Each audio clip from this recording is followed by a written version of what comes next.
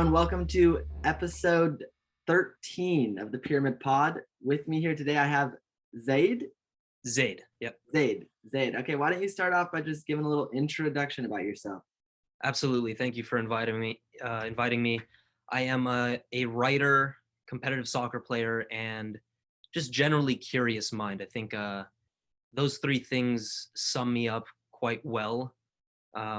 I'm driven. I'm very obsessive about things, but yeah, I basically express myself to an audience through my writing. I also love to express myself on the field. I've been playing soccer since I was 4, so that's a big part of my life. But yeah, I think that's a good explanation. Yeah, I've got a similar overlap of passions. I think like soccer, like as a form of expression, is also one of my favorite.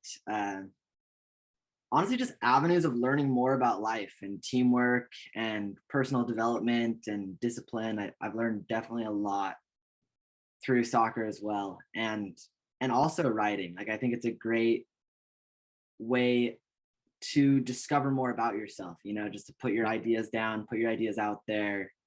And even if you know that your own ideas are evolving and you're not super attached to them, I think using a platform like Twitter to hear other people's ideas can be a really it can be a productive tool or a very unproductive tool depending on how you use it.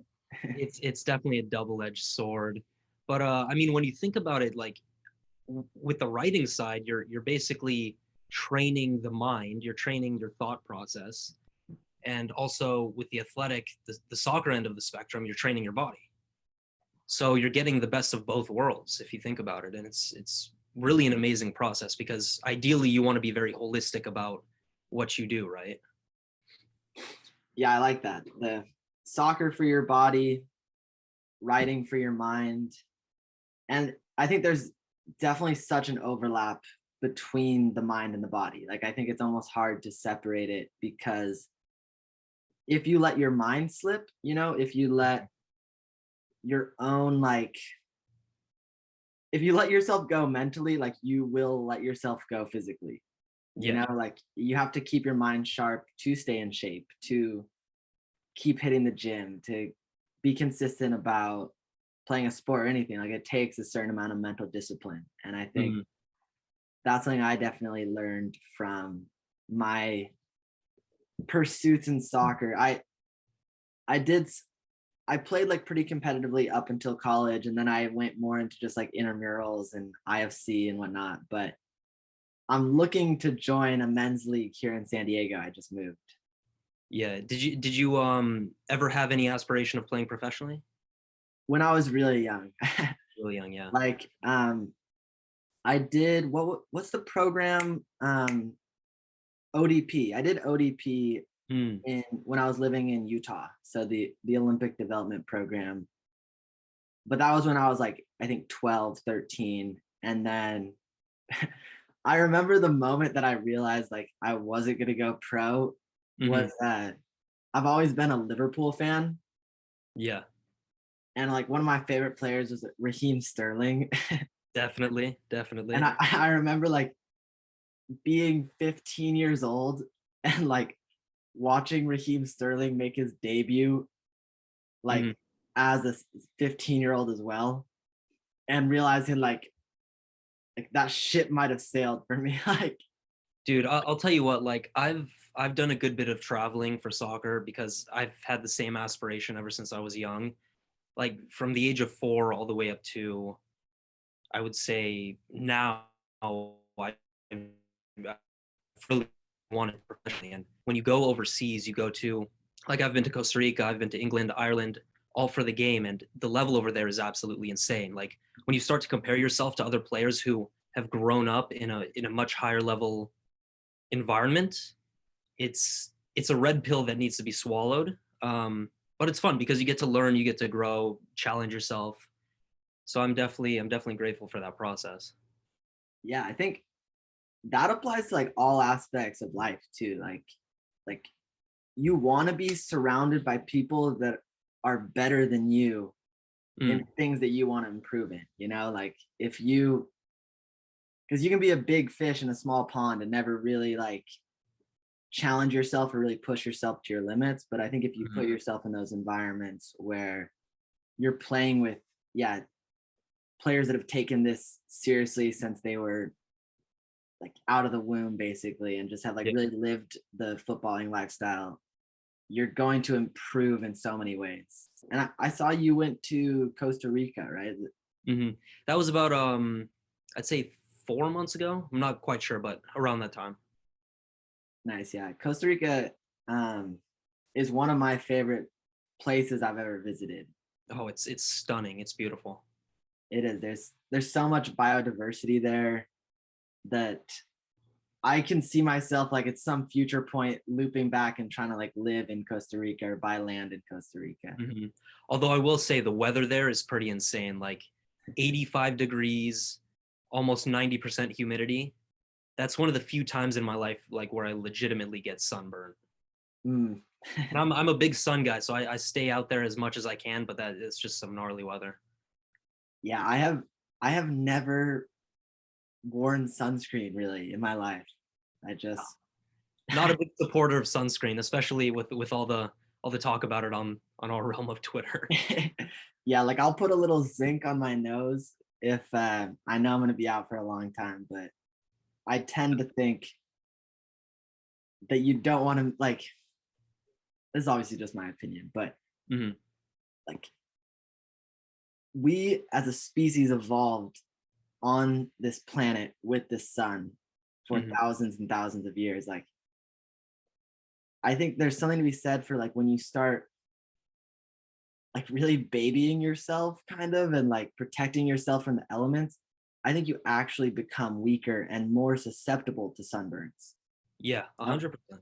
Like and similar thing I think with like dirt and stuff. You know, like when I was a kid, my favorite thing to do is like go in the yard and like dig big holes with my hands and like find rocks and collect bugs and whatever, you know, and like I think that process is so important because you're exposing your body to all these different bacteria and just different like nutrients and compounds and stuff and like it's similar with the sun. I think the more you try to protect yourself from everything, you know, the more you try to sanitize every surface and hmm live completely dirt free, or you try to avoid the sun and wear sunblock everywhere you go, like I almost think you're like weakening yourself in a way.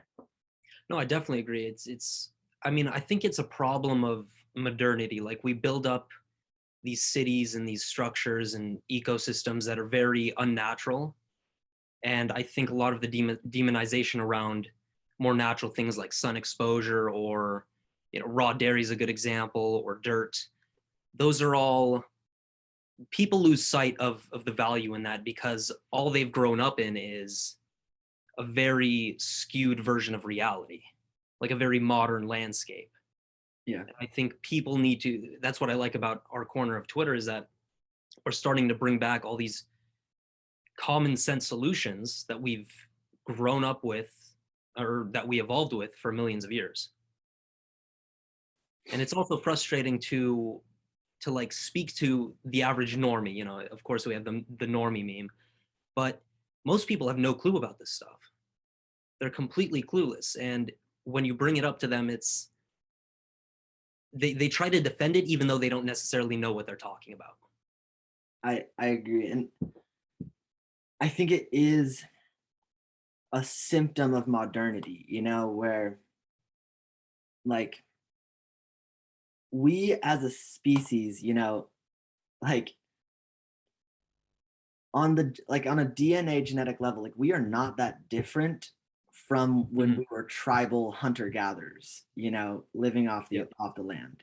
And I think a lot of what we see in modern society is just like we have created a society that is so like complex Mm-hmm. that it no longer necessarily even makes sense. Like we really struggle to understand it and also to like thrive in the environment that we've created for ourselves, you know? Yeah.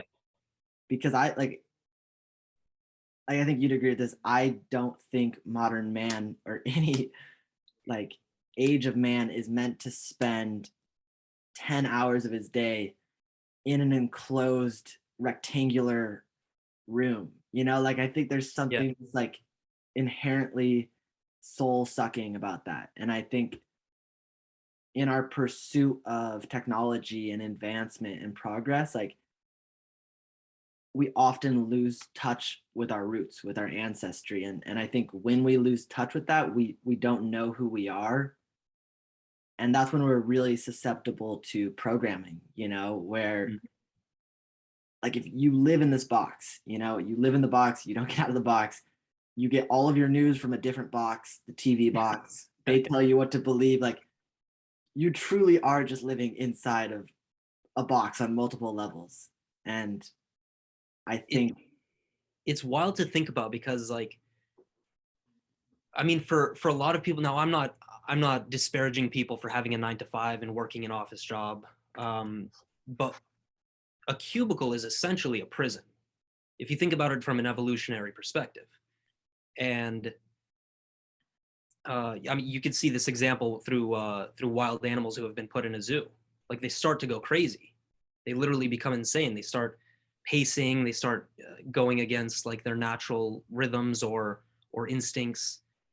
And thankfully, I've never worked like a traditional cubicle 9 to 5 job.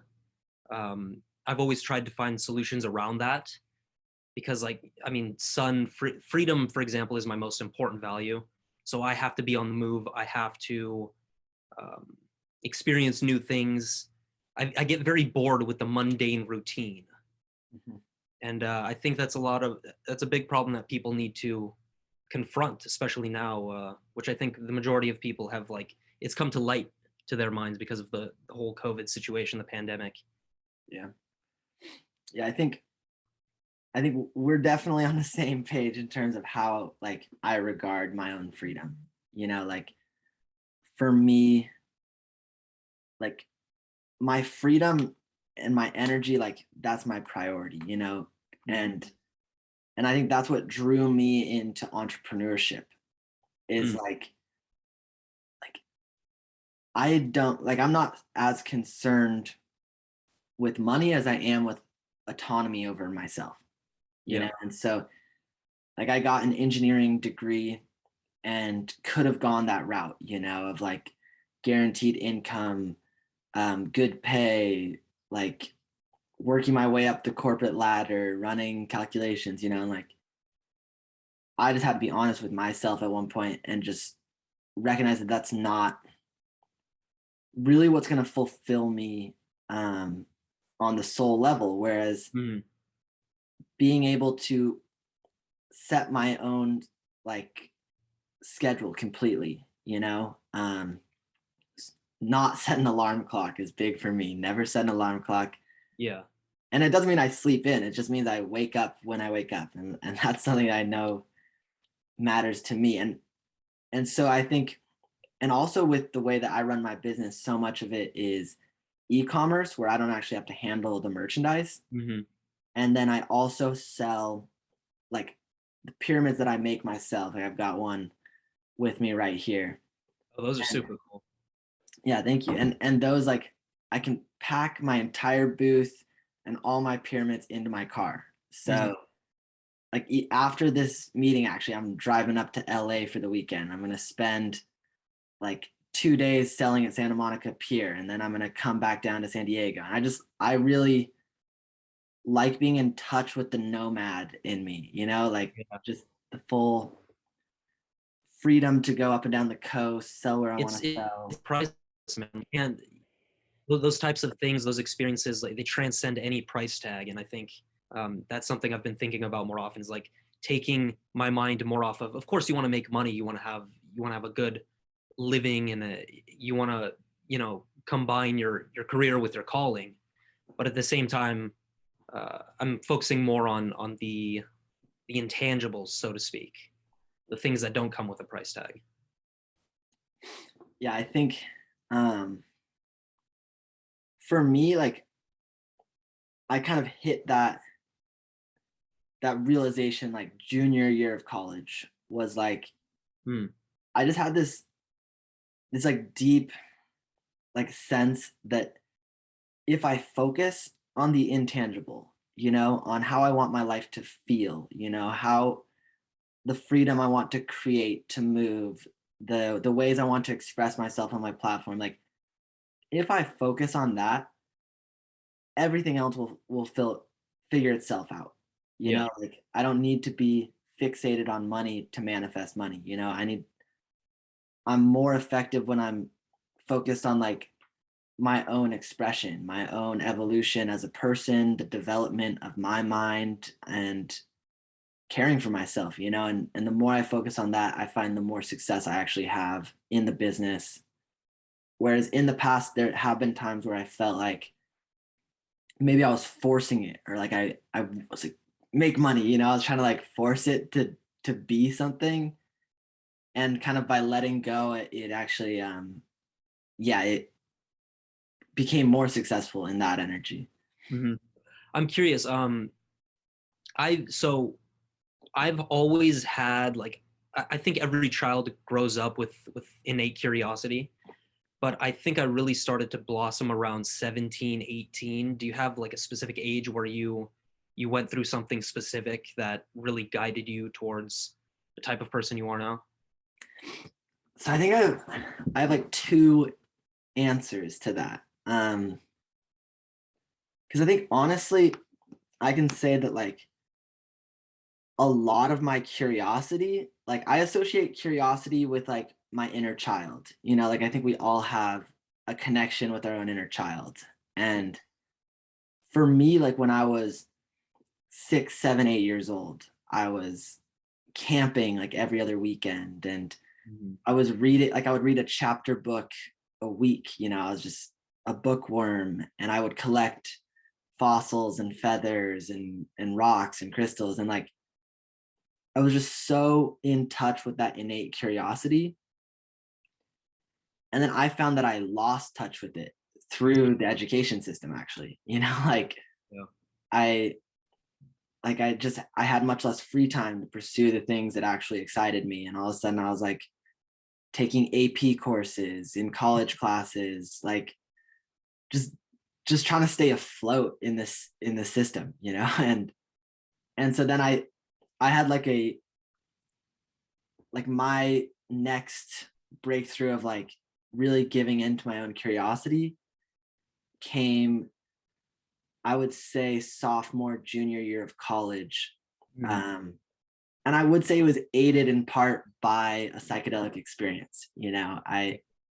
I tried mushrooms for the first time and really like got back in touch with like that inner child in me. It was like, no, you love like exploring, you love nature, you love like philosophy and thinking about things abstract. And I just like once I reopened that kind of pathway in my mind, like I just knew I'd never be able to let it go again because Yeah, what especially with the psychedelics. Once you have that first experience, I think there's no going back from that.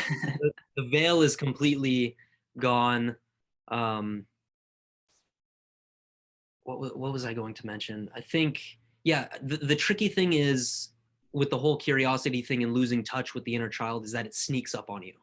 Mhm. That you think you have everything figured out, you think you have all like everything set out perfectly, and then all of a sudden a year goes by, 2 years goes by, and then you're like, oh, I lost touch with this.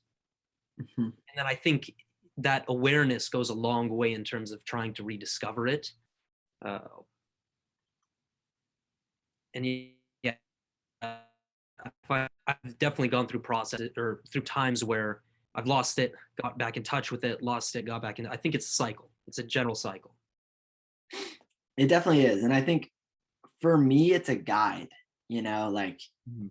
I tweeted this yesterday that like I try to use these two like poles as guides to like keep me in alignment with my purpose, and one of them is stagnation Mm. and the other is burning out, and at various times I've leaned towards one or the other, like in college, I'm busting my ass all the time, but I'm not doing anything that really like fulfills me, makes me happy, and I'm starting to feel like I'm burning out. I'm losing touch of that creative energy. Hmm. Um, and so that for me is a sign that I need to go like do something for myself that I'm passionate about and get back in touch with that innate curiosity.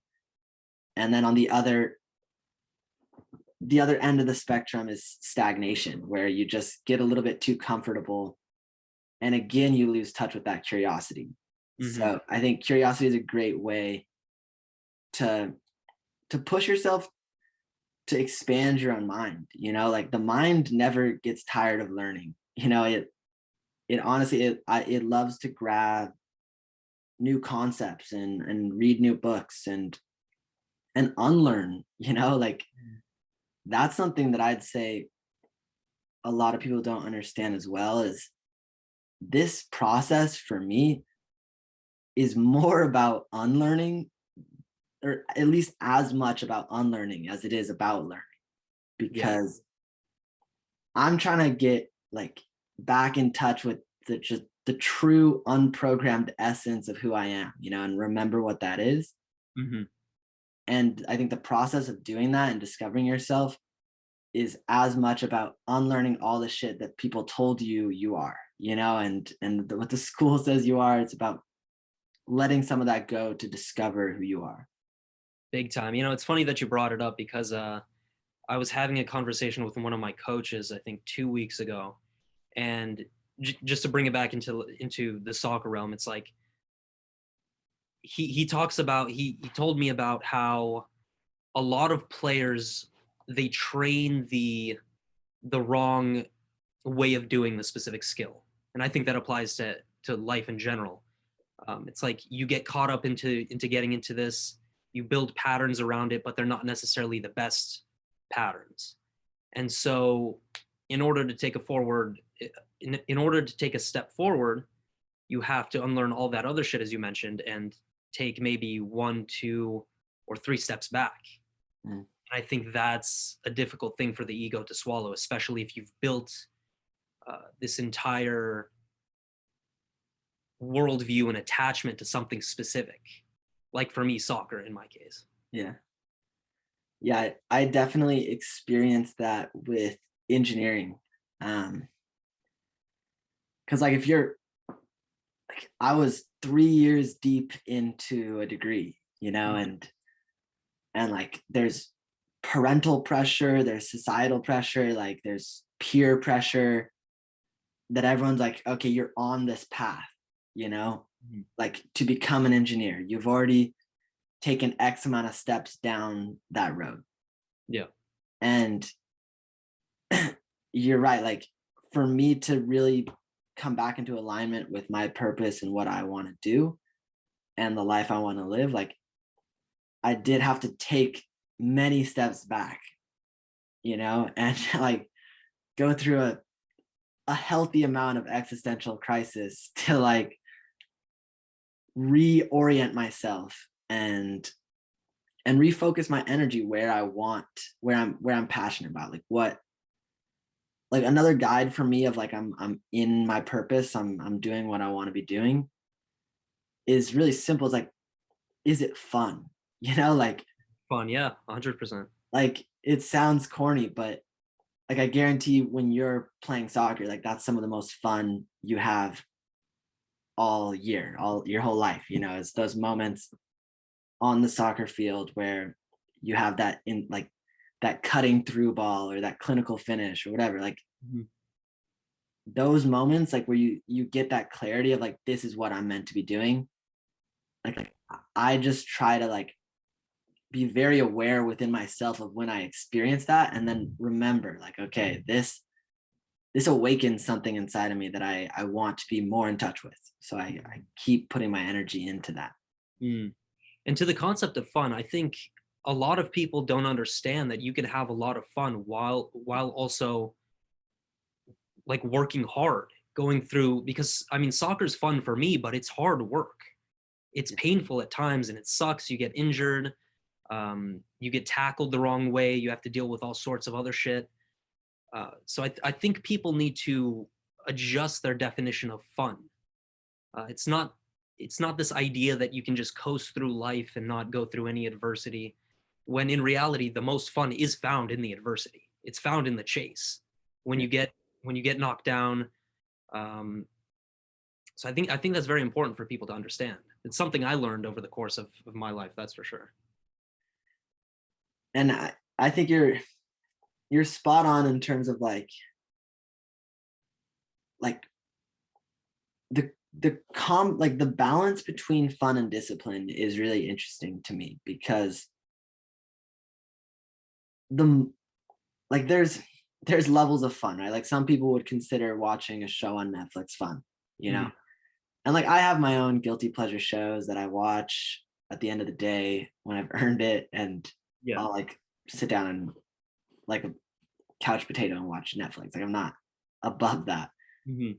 But the true moments of like when I feel like I'm having the most fun or when I feel the most alive, it has to be something that I've poured hard work and effort into, you know, like there's a lot of work that goes into building a business that Mhm. isn't fun, you know, but it allows for me to express myself in these ways that I do find extremely fulfilling, and to be able to support myself through the arts, through creativity. Like that's something that's so like precious to me that it's worth all the time I spent trying to learn SEO, you know, or hustling, you know, or like building, creating pyramids, doing the grunt work so that I can have those moments where it's like, yes, this is why I do it for, you know, and it keeps me driven to go even farther, you know, like I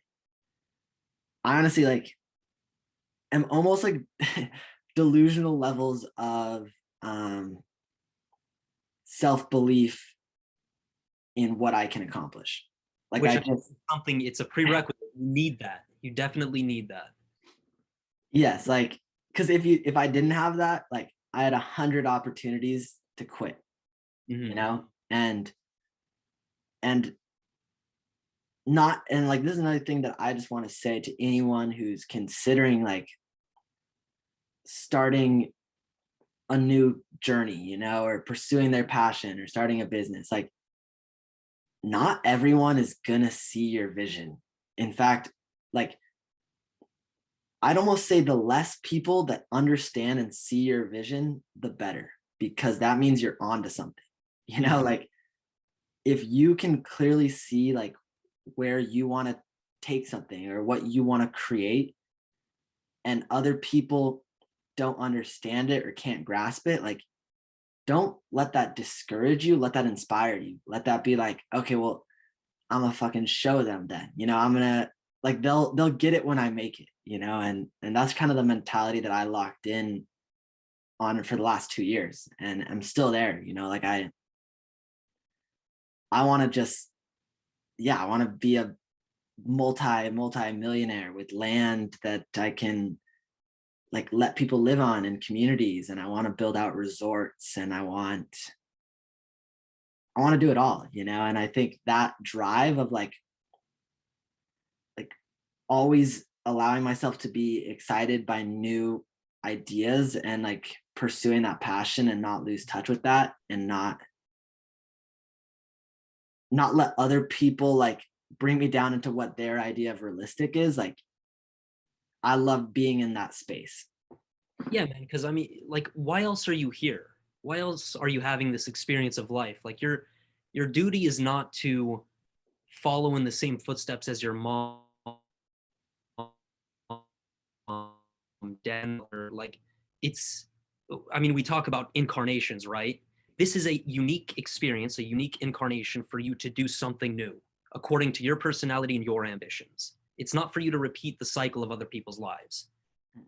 Even though you're getting attacked from multiple angles, from family, from college, from uh, mainstream media.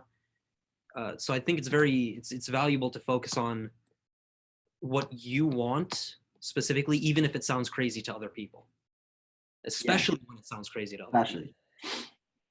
And yeah, I think like for me, another thing that is like a driving force within me is like,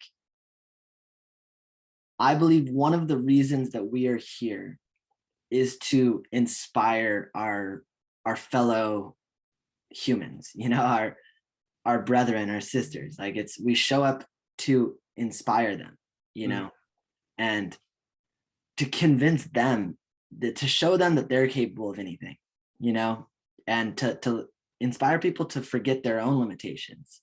And I think I see this sometimes in the Twitter world, and also like I've seen it with myself in different stages, Mhm. is like on the quest to inspire other people, like the most effective way to inspire other people is to focus on yourself, Yeah. because you can talk at people, and be like, no, like forget that limit. You can do this, you can do that. Like, but if you're not living it, how are they going to believe you? Mhm. Like if you're telling someone like, listen, the mind sets its own limitations. Break out, do whatever you want, live in your purpose. The universe will provide for you if you follow that, if you follow your heart. Like, I think a lot of people talk that, and intellectually like grasp that. But for me, it's like, how can you really take that message seriously unless you're living it like even more than you're talking it, like unless you're really like the embodiment of your message. And that's what I try to be, that's what I try to do. And that's where I try to hold myself accountable. It's like my message, like I understand my message and what I want to spread and how I want to inspire people. But the most effective way for me to do that is to pour that message into myself and then break out of my own limitations and break into new levels and let that inspire other people. Yeah, no, I 100% agree, and it brings me to this idea that people love cute little like neat packaged ideas. They want platitudes, and I understand that platitudes are a big thing on Twitter and that they're good for engagement up to a certain point. But as a writer, I've built my foundation on being vulnerable up to a certain point to where I share my experiences, such as the death of my father while I was overseas pursuing soccer, um, dealing with nutrition problems, all sorts of stuff. I think people connect with that because you're sharing your losses. When in the age of social media, everybody wants to share their wins. They want to apply a filter to their lives and just make it seem like everything's perfect, when in reality we're all dealing with some brutal stuff. Like, we have to go through tough times and swallow some tough pills to really grow.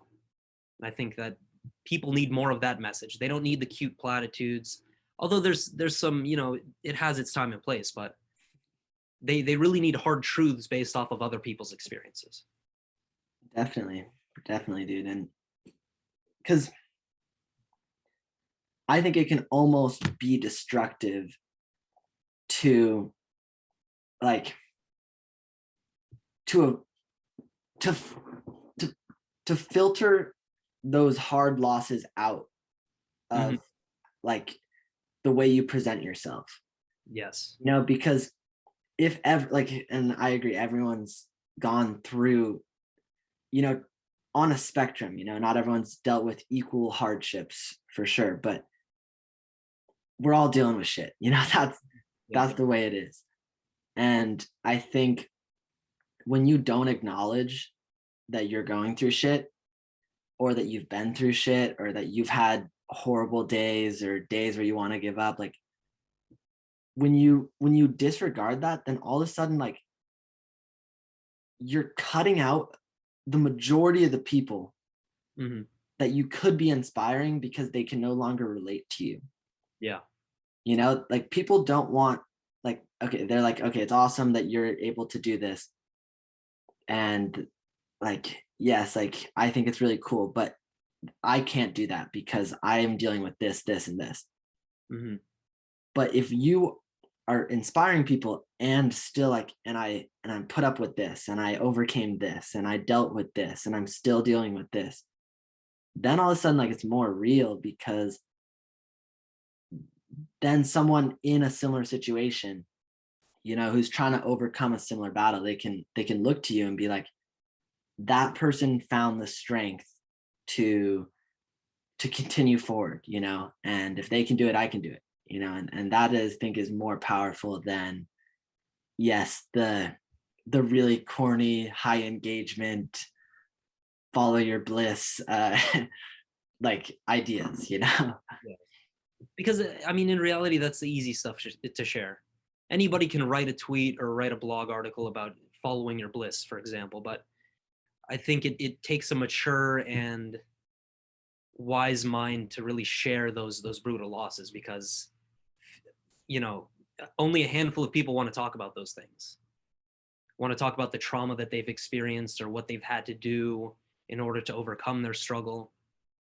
So yeah, I 100% agree. Yeah, I think like for me, like I want to just, and I think you do a good job of this with your platform too, is like just creating a space where, regardless of like whether people agree with you or not, Yeah. like there's unmistakable authenticity, Mhm. whether you agree with every take, whether you resonate with everything, like for me, when I'm looking for people to bring onto the show, even like I look for people that I don't necessarily need to agree with everything, Yeah. but that they genuinely have a brand, or like they stand out on my feed as like, okay, Zaid is saying something right now, like whatever it is, like it's it's real, and and while, like, I think this is another thing that you do a lot of that I appreciate, is like you'll post something that, like, I think you are aware is like going to receive some negative backlash, or is not going to be universally accepted, and that, I think that's part of like what your message is, and then starting Yeah. those conversations. I'm looking to post outrageous stuff. Because I mean, I want to push the boundary, because some of the best conversations that I have in my life, and some of the most beautiful people in my life, I don't agree with them on a lot of things. But it's being able to deal with that tension and talk it out, which I think a lot of people are not willing to do. That's where that's where something real and authentic comes out. That's where you have like a true connection with somebody. And yeah, I mean, you can see it through just the American political system as an example. What are we doing at the end of the day with arguing and debating over one ideology or over another, when you can just sit down and have a real conversation and be able to make compromises, Yeah.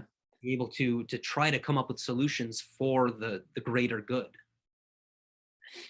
Yeah, I had a couple nights ago, I went to a bonfire at my buddy's house, and they're like a medical student, they're pursuing a PhD, and they're very knowledgeable in a lot of ways that I'm not knowledgeable, and we had like a very like long, engaging, respectful, fascinating conversation about the vaccine and vaccine mandates, and it was really cool because we didn't agree, and that's part of what made the conversation interesting, right? Like if we both instantly were like, yeah, this is bullshit, I'm not taking that shit, and any of these mandates is also bullshit, like it would be a pretty quick conversation. But I really just like, we just kind of sat there and just like heard each other out, and I don't think either of us changed our minds at all about anything, but it was still like we created a healing like environment because both perspectives were allowed to be articulated Yeah. respectfully, and I think we each had the intent to better understand the other side, or I don't even like saying side, but like just to be open-minded and respectful. And I definitely got a lot out of the conversation. But yeah, I think just to your point, most of a lot of the people in my life also fundamentally disagree with me on Yeah. a lot of things. And to have those uncomfortable conversations and realize like even when you think that because you disagree on this that you don't have anything in common or that you can't find common ground, like that is more like what the news is projecting on you. You Mhm. know, the idea that you can't hold this belief and this belief and be friends, like you must be divided and you must like just always be in Fight conflict. each other. Yeah. Yeah, like that is what's not real, you know, because what where we can connect is on our humanity, you know, Mhm. and on our personal journeys and our experiences. Like these are things that transcend government mandates, you know, like Yeah, and a lot of the like what we're talking about here, I think a lot of people think is trite or it's kind of wishy-washy and they find it distasteful in some way, but it's true. And I think this is something I've been thinking about more lately is as a young person who's open-minded, it's frustrating to see older people um, who are so stuck in ideology. And I'm not saying I'm immune to it.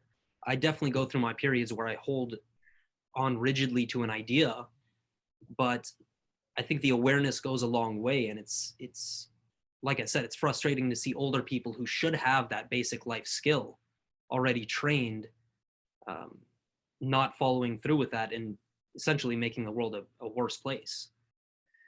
yeah, no, I really agree. And I experienced some of that in my own life, you know, where I like I come from a pretty liberal family, most of my family. And like I was kind of like I grew up democratic and held these values, like certain things that I just like will never really budge on, you know, like I think I don't see any reason why gay people shouldn't have the same rights and enjoy marriage and just certain things that for me like I just I know people that are affected by certain policies and I would always like I'm always leaning on the sides of individual freedom. And so for me like this is an individual liberty that um I definitely think people should have the right to experience.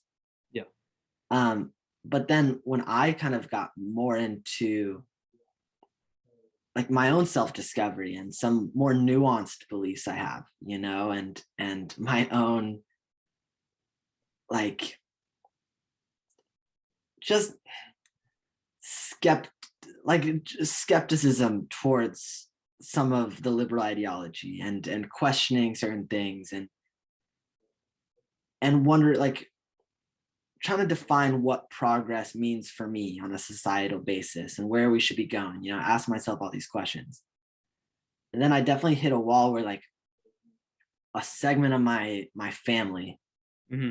went from being super supportive, you know, like to all of a sudden like very close-minded, not open to any of it, not wanting me to pursue this path, thinking that I am getting into dangerous conspiracies and ideology. Like Yeah. and just not really ever willing to actually listen to what I'm saying at all or have a conversation with me because they're more invested in what they already believe and they are not like they say they stand for progress and being progressive and being open-minded and accepting and inclusive, but not if I'm not vaccinated. Then I'm a second class citizen and I don't deserve this right or that right. And it's like it's interesting how entrenched some people can become in their own ideologies to where they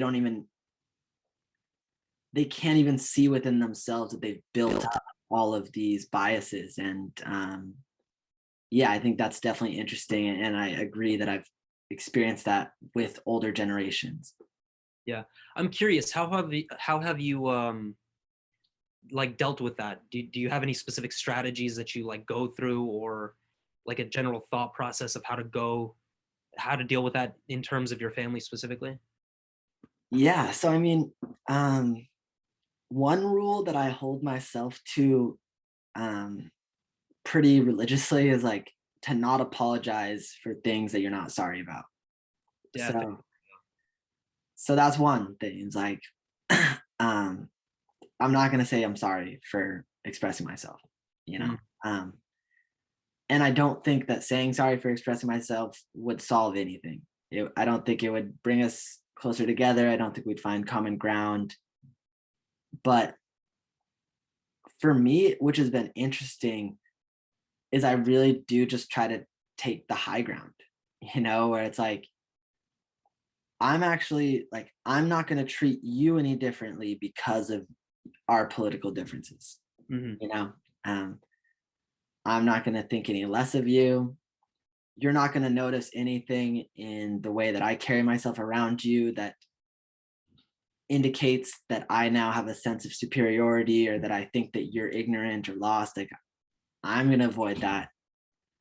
And if you can't do that to me, then I basically like have another rule right mhm. up there with not apologizing for things you're not sorry about, which is to not take anything personally. Yeah, yeah, that's a big And one. and I apply that in family, friends, relationships, school, everything, career, like how people like how people perceive you and how people react to you and how people speak to you, it is almost always a projection of themselves. Like you represent a perspective that they have suppressed within themselves and have shamed within themselves. And so when they're confronted with this new thought or this new idea that might make them uncomfortable, the natural thing for them to do is to lash out or is to judge or is to shame. Mm, And for me, like the most effective way to um, manage that in my life is to recognize that they must be doing that to themselves internally. Like yep. Oh, yeah. they like they must occasionally have this thought or that thought. And when it comes up, they don't allow themselves to explore it because they've closed themselves off to discovering that part of themselves. And that's where I've found the most peace is just like, like they know where I stand on certain things and what I believe. And if they ever decide they want to talk about it or they want to have a conversation, like then I'll be there and I won't hold anything against them. Um, but yeah, I'm also not going to ever push my beliefs, my ideology onto anyone, whether it's family or friends. Like I'm not in the business of convincing people to believe what I believe, Oh, those are excellent strategies, and it's like it brings me to this idea that there's always an internal battle. Like whenever somebody strongly disagrees with you and you hold that belief tightly, your lower self, like the lower part of your ego wants to fight tooth and nail to make sure that you get the upper hand and that you win the argument. But then there's another side of you, the higher part of the ego, where it's you understand how that's a losing game, and you want to come out of the situation with like a more of a win-win mentality where Mm, we both come out of this, maybe we don't change our minds about the specific subject, but we come out of this as respectful human beings who are able to have a conversation with somebody who mm. disagrees with us. Yes. And that internal battle it always goes on, it's always happening. I mean, whether it come to politics, whether it be about nutrition, like you can see people um, you can see people put themselves into camps in all areas of life. And I think that's one thing we have to try to avoid. It's more of this I'm idealistic in that being more open-minded is really the best solution for all of us. Yeah, I really agree.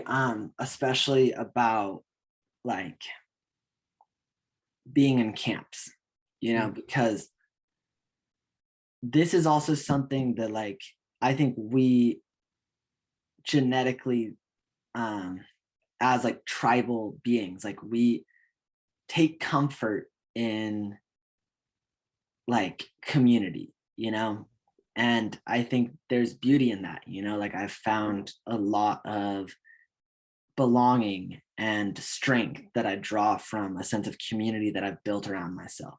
Mhm. Like I've got friends that I wouldn't trade anything for, that really like just have me, and that's priceless. But and this is a sign of like unhealthy friendships, unhealthy relationships, is if to be a part of this community, you have to adopt certain views. Yeah. Like if you ever find yourself in a situation where you're like, for me to continue feeling this sense of community, I have to go vegan, or I have to watch every episode of this show, or anything, like if you find yourself in a position where to maintain certain connections and feeling like you're close with these people, you have to vote for this guy, or you have to read this book, or you have to believe this thing, you have to have Dogecoin or whatever it is. Like if that's not a community anymore, like it's a cult, Straight because up. they're not actually like encouraging you to explore your own truth and to discover yourself. And that's what your real friends, your real community will want for you. That was the one word that came up in my mind when you mentioned that is cult. And the thing about getting tricked into joining a cult is that they package it up in such a way and they're so convincing that it doesn't seem like a cult to you. It just seems like, oh, I'm just hanging out with my friends on a Friday night. Uh, at on the other hand, like you're literally destroying your own self-respect by going against what you want and going against your own personality. So, I mean, it's a fascinating subject because you can view the lens from the you can view the world from the lens of a cult. Like Apple is a cult, veganism is a cult, Twitter, our verse of like our realm of Twitter is a cult. That's fair. Pretty crazy to think about. Yeah, and I think for me the big um like divide, or the difference between healthy and unhealthy, is that difference between community and cult. Yeah. Because I don't think, like, I always want the freedom to change my mind on anything, Mhm. and I don't want people in my life that are going to freak out if I change my mind on something, like I just don't want that. And for me, like, that is like, and I also know, though, I don't want to be hyper independent and isolated, where I think that's almost another form of narcissism in itself, where you're like, I don't belong to any cult, any community, anything. I will never like identify, and it's like, are you really empowering yourself, or are you isolating yourself? Are you just pushing people away, and then you believe you're better than other people because you don't fit into these groups, so I don't, I'm not happiest when I'm isolated, but I'm also not happiest when I'm restricted by the people. So I think that sense of community is when you get the best of both worlds, where you have people that support you and inspire you, and challenge you and accept you as you are. Yeah. um, and I think that is one of the most beautiful things that we can experience in life, and I think there's not enough of that, kind of going back to the start of the podcast, with modernity, of Mhm. what we've created of this world. There, I think a lot of depression and mental illnesses that we make up, and just a lot of the troubles that we experience in modern society, I think comes from people not feeling that sense of community, and then they try to fill that void with anything, whether they become political extremists, or whether they turn to drugs, or anything. Like, I honestly think one of the biggest voids that we are trying to fill within ourselves is the sense of belonging in a community, because that's how we have been genetically as a species for thousands and thousands of years. And just because we now have skyscrapers and iPhones, like it doesn't change that aspect of us. Yeah. No, it's very interesting because that's actually quite a crazy thought. It's like people would rather suffer from having an ideology than be alone. But it makes sense from an evolutionary perspective because if you were kicked out of a tribe, you were essentially dead, right? So, it's very interesting. And to the loneliness thing, with the, I mean, I've seen so many people who are going through loneliness specifically because of the whole pandemic situation. Make sure you stay 6 feet apart, all that. And it's, especially as a young person, I think it's very tough to navigate these times because you're being told one thing, you're being told to stay away from your most beloved people, right? But then on the other hand, you have this need, this biological need to connect with them. And I think that's a tough thing to balance these days. And at the end of the day, I think it's all about moderation. Although there are some times where you need some extreme, like some extremism in your life. It's more about like following the middle ground and just being able to stay on that path. Yeah, definitely moderation is certainly something I've had to master more, because I have a very addictive, obsessive personality, I and consider myself the same, yeah. and it's a it's a blessing and a curse, and for me, I've turned it into a strength, Yeah. where like in the same way that like for example, I watched Game of Thrones all 7 seasons or whatever in under 2 weeks. like Pretty intense. like it's super intense. Like it if you do the math, it's like 6 hours of Game of Thrones a day. Like Yeah. it, but I have that in me where I'm like, okay, I'm jumping into the Game of Thrones world.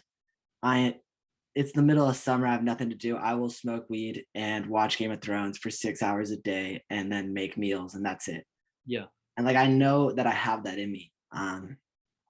And same thing with like partying, for example. Like when I first got to college, like I joined a fraternity, and I was the social chair of a fraternity. So I was like throwing $3,000 parties every weekend, and just like I was probably drinking, maybe not to the point of blacking out, but like heavily drinking 3 to 4 nights a week, Yeah. because I was just it was a form of addiction, an escape, and so in my journey of like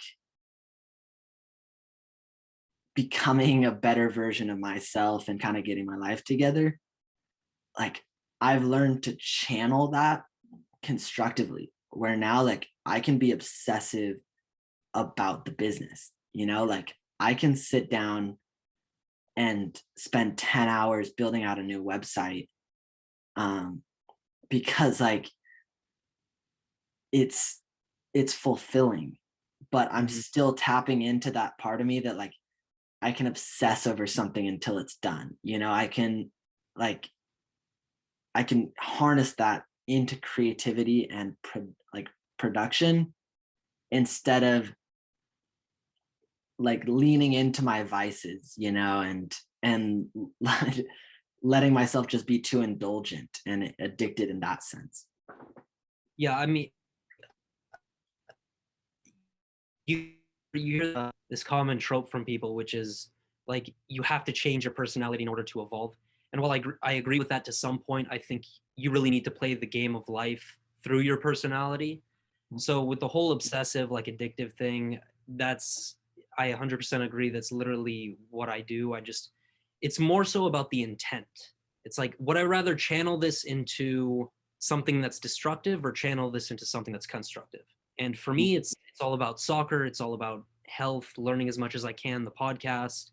Those are the things that ground me. And I always try to remind myself that I'm channeling my obsessive personality, and I'm not necessarily trying to run away from it. I'm trying to use it in order to get from point A to point B. And then once I'm at point B, then I can use that for different things. Yes. And I think that's the most important thing for anybody to realize, is that you don't necessarily have to change your personality. You have to use it because you have certain strengths, you have certain weaknesses. You want to rely on the strengths rather than the Mm. than Yeah, no, I really agree. And that kind of comes to me about like part of this journey like isn't about changing yourself. Like we talk a lot about self-improvement and like your higher self and all this, and I think sometimes people interpret this as like I need to change who I am, that's the mission. Like that's what I'm here to do. I'm here to change who I am. And I don't agree with that really. Like I think it's healthy to be driven towards self-improvement, and I think there are ways that we can change, for the better and embrace higher aspects of who we are. But I think the the key to attaining higher um, states of being for me, it starts with accepting yourself. yeah.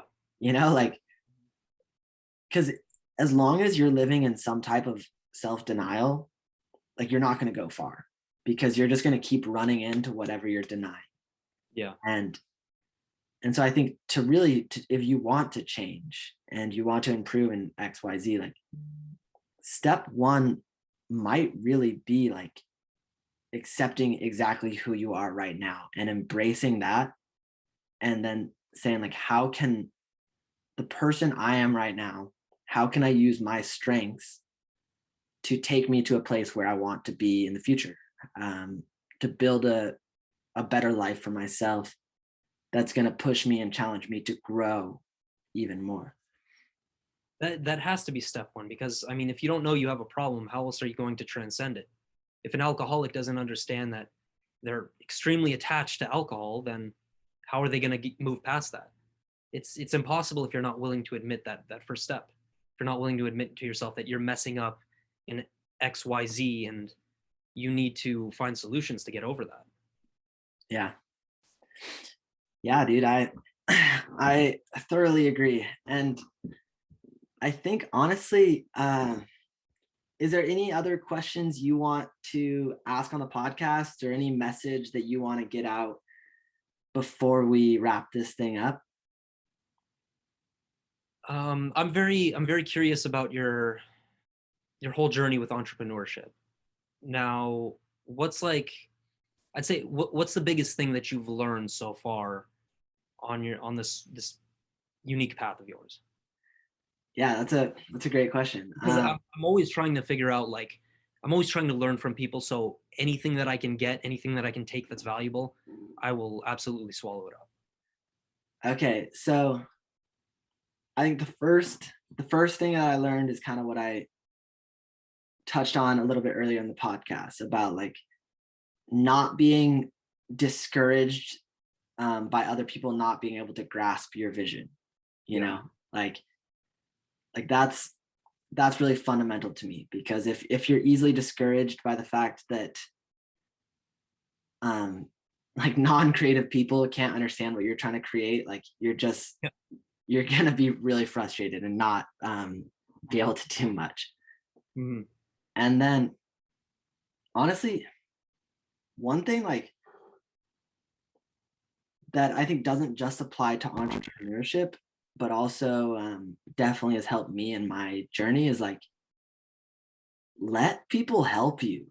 Like Yes, that's a big one. like I I can't say I'm self-made, because like there's so many people that I've leaned on at different times, and even like when I started um when I first started selling, I was on a different site.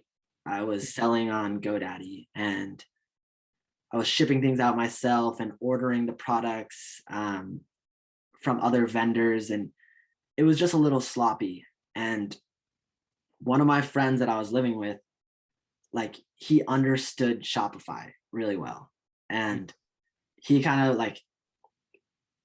and he's always kind of helped me out just like with business ideas and stuff.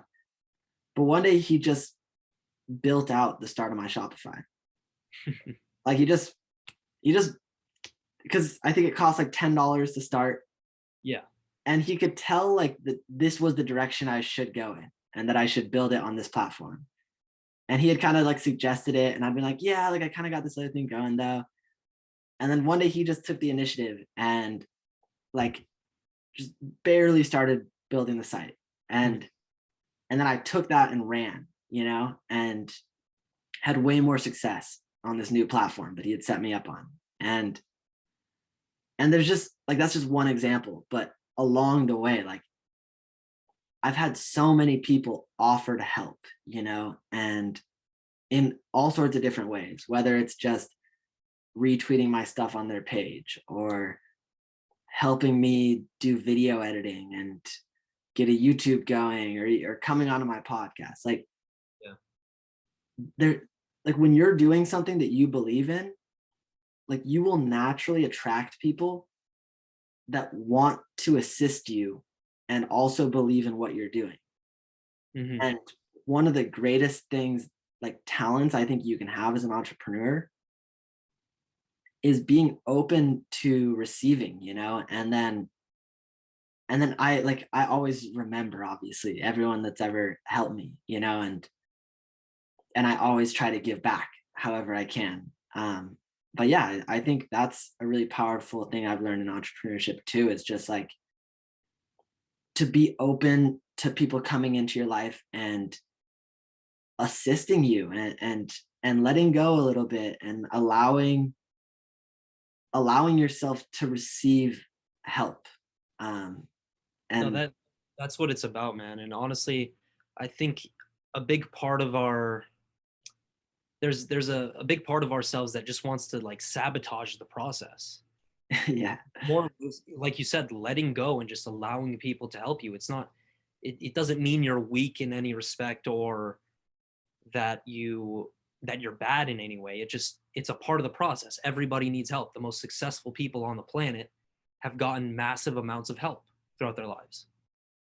yes, and like kind of in regards to that, like one thing I realized that kind of is about letting people help you is like I genuinely like believe like in my bones in what I'm doing and what I'm building and where I'm going.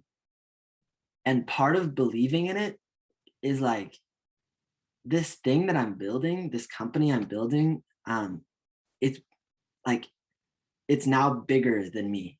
Yeah. Like there are artists that feature their work on our site. I have like a friend that designs a bunch of merch for me. I have a friend that does the video directing and music videos and stuff. And for me, like, for you're right.